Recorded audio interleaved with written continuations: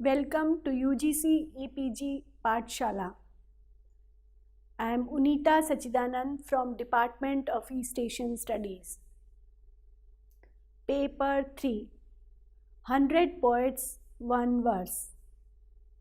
Module 3, Poem 4 to 6. Writer Fumiko Mizukawa. Narrator Unita Sachidanand. Presenting human emotions, fantasy and loneliness in autumn. UGC EPG Pathshala yo koso. Deri daigaku higashi Asia Kenkyu Kano Unita Sachidanand to moushimasu. Paper 100nin issue Kakite Fumiko Mizukawa Yomite Unita Sachidanand. Module 3 Uta 4 から6まで人間の感情を表す第4課の歌。まず歌を読みます。田子の裏に打ち入れてみれば白鯛の富士の高根に雪は降りつつ。もう一度読みます。田子の裏に打ち入れてみれば白鯛の富士の高根に雪は降りつつ。ここに注意しなければならないところは一つあります。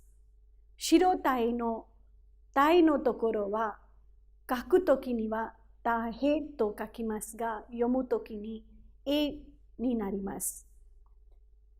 気をつけてください。この歌の大事なポイントは、幻想的な雰囲気が加えられ、とても美しい情景かまたは心象風景だと思います。歌の作者は山辺の赤人。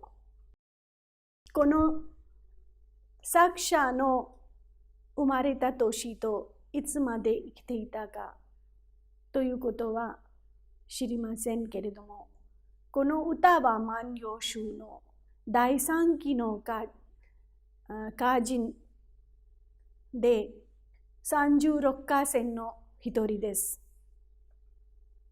柿本の人丸とともに歌聖と称されています。下級管理として宮廷に仕えていたとされています。この歌の出典は新古今集です。六冬大知らず赤人の675です。この歌の意味はこうです。田子の裏に入れてみると、真っ白な富士山の高い峰に雪が降り続けているという意味になります。解説に入りましょう。万葉集の田子の裏湯、打ち入れてみれば、真っ白に富士の高根に雪は降りけるが、原価であり、万葉帳の簡潔な情景下になっています。湯は動作の起点や経過点を表しています。田子の裏からどこかへ入れて、あるいは田子の裏を通過してということになります。真っ白にそうを白鯛のという枕言葉に置き換えることで、直接的な実景が関連的な情景に転換されていると言われています。フリケルはかつて降った雪が今見えている英単を示します。実際には田子の裏から富士山頂に雪が降っている様子は見えず、降りつつはありえない新象風景として富士山の美しい姿を捉え直したと解するのが一般的であります。下に文献がありますが、見てください。この文献の中では、浜から見上げる富士山のてっぺん、ひらりひらりと今も白い雪が降っているのが見えるとなっています。語彙を見ましょう。田子の裏には、駿河国、今の静岡県の海岸です。打ち入れてみれば、うちは窃盗語になっています。海辺に出たことによって、急に視界が広がったのであります。白鯛の枕言葉です。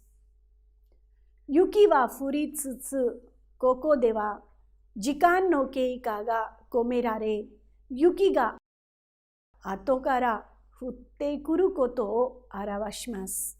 次の歌は5ですが、まず5の歌を読みます。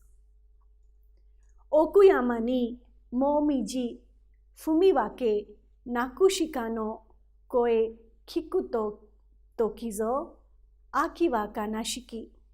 もう一度読みます。奥山にもみじ踏み分け、泣く鹿の声聞くときぞ、秋は悲しき。この歌は旧仮名遣いでも書いてみましたが、後で見てください。その違いを読むときと書くときは少し違ってきますので、気をつけてください。この歌の大事なポイントはこうです。この歌に鹿の鳴き声が聞こえていることによって、秋は悲しいと感じられるような季節感が生まれています。ですから、普通は秋はそんなに悲しくないけれども、心の優しいとか心の親しいことが感じられていますけれども、この歌の中では、もみじの葉っぱがたくさん散っていて、鹿は一人ぼっちになって自分の相手を探しているかもしれない。それでそういう秋は悲しいと感じられています。この歌の意味は、奥山の紅葉を踏み分けて泣いている鹿の声を聞くときこそ、秋は悲しいものだと感じさせられるというような意味です。この歌の作者は、猿丸太夫。この歌の作者の生まれた年といつまで生きていたかということは知りません。ここの歌人は36歌仙の一人でありますが、10歳さえ不明です。奈良後期から平安初期の歌人と言われています。サルマル大優集という歌集がありますが、ほとんどが読み人知らずの歌であります。出典は古今集4、秋の上、これ貞の巫女の家の歌は合わせの歌、読み人知らずで215番です。この歌の語釈と文法を見ましょう。奥山というのは人里離れた山ですね。三山、深いところにある山、人里に近い山を意味する遠山、葉山の体です。泣くに続く連用語として、主語は鹿と考えられますが、人とする説問もあります。泣く鹿、オス鹿、求愛行動です。ですから、鹿はどうして泣いているかということは、オスを探していることですね。自分の相手を探している行動がここに示されています。ゾ、教員の係上司です。結びは悲しきで形容し、しく、活用の連帯形です。はい、次の歌は6ですが、まず6の歌を読みます。かささぎの渡せる橋に置く霜の白木を見れば夜ぞ更けにける。かささぎの渡せる橋に置く霜の白木を見れば夜ぞ更けにける。この歌を旧仮名遣いでも書きましたが、後で見てください。この歌のポイントは、冬の夜空に描く美しい幻想の世界がこの歌に描かれていると思います。歌の作者ですが、大友のやかもちは718年から785年まで来ていて、万葉集第4期の歌人で36歌仙の一人です。大友の旅人の子、越中の神をはじめ、中央地方召喚を歴任としてやってきました歌人ですね。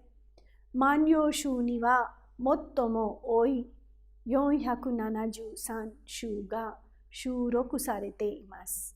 とても有名な歌人ですね。36歌仙というと、とても優れた歌人だと思います。意味、かささぎが天の川にかけて渡したという天井の橋、その橋に例えられる宮中の階段に降りた霜の白さを見ていると、夜も更けたのだと思われます。歌の出典を見ると、新古今集6冬大知らずになりますが、歌の番号は620です。語彙と文法を見ましょう。カササギ、スズメ、カラス科の鳥ですが、カラスより小ぶりね、小さいです。オバネと腹面が白色、白い色で、あとは黒色、黒い色で、金属、光沢があります。中国では、ウジャクといい、七夕の夜に、七夕というのは有名な祭りもありますね。7月7日に七夕の祭り。ですから、中国では、ウジャクといい、七夕の夜に翼を広げて、連なって天の川をかけ渡し、剣牛、織姫を合わせるという伝説があります。奥は降りることです。の主格の格上詞です。白木、形容詞連体形の準体法です。白いの、白い様子です。よぞ、ふけに蹴る。ぞ、蹴る。で、かかり結び。過去、英単の助動詞連体形です。解説を見ましょう。やかもち集に収録されているものの、万葉集にはよく、もう一度、やかもち集に収録されているものの、万葉集にはなく、やかもち作であることが疑問視されています。カササギの渡せる橋を天の川にかかる橋とし、その橋に降りた下と解する説と、賀物のまぶちのように天上界に等しい宮中の膝橋の比喩と見る説があります。後者の説に従ったものですが、山本賢吉は大天文を守護する大友一族に着目し、霜の降りる寒夜にかがり火を焚きながら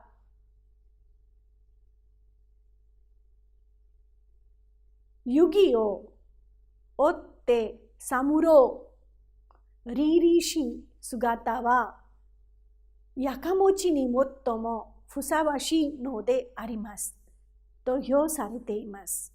ここに説明した歌の中には4、5、6和歌が入っていますが、こういう歌は富士山の風景と秋の悲しさと、また激しい冬のことを話していますが、富士山と激しい冬の歌の中には幻想が入っていて、秋の中には一人ぼっちの鹿の寂しさが含まれていますね。ですから、こういう3つの和歌の中には、富士山、秋、幻想の世界が描かれています。まず、富士山の山について話しますが、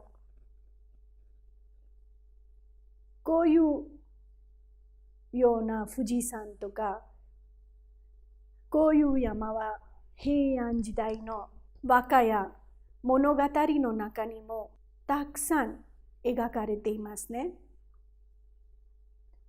都の人々にはるかに遠い東国の山だが、夏も雪の降る山とか、煙のたなびく山とかを連想したことがありますね。当時は活火山として幾度となく噴火したことが記録されています。もう一度この富士山について言うと、この歌の中には富士山の上に雪が降っていて見えていますけれども、歌の中に見えていますけれども、実際には見えていませんね。ですから、そういうことを心の中に考えて図を作って、とても面白いですね。次の歌についてですが、そのもみじ、散っているもみじの中に一匹の鹿が寂しいと感じていますが、ですから秋の季節ですけれども、その時自分の相手を今探していますが、一人ぼっち泣いていますね。ですからインドの中にも、例えばクジャクとかカエルは自分の相手を探す時に泣くということはよく言われていますが、同じようにこの鹿も自分の相手、恋人を今探していて、もみじが散っていて踏み分けている間に泣いています。ですからこの歌の中では、秋は生命が衰え滅びる時節だと考えられています。そして人間存在の儚さを意識させています。この和歌は、この秋は悲しいという季節感覚を感じさせ、そこに隠れている美を読んでいます。で、6番目の歌の中には、見橋ですね。見橋の上に降りた霜の白さと冬の夜更けの厳しい寒さを一緒に見ていますが、ですから見橋に降りた霜の白さで冬の夜更けの厳しい寒さを考えて、こういう幻想の世界が作られているという歌です。こういう3つの歌はとてもこういう幻想の世界と秋の悲しさを美しく描かれていることを、語彙と説明といろんなことをちゃんと読んでいて楽しんでください。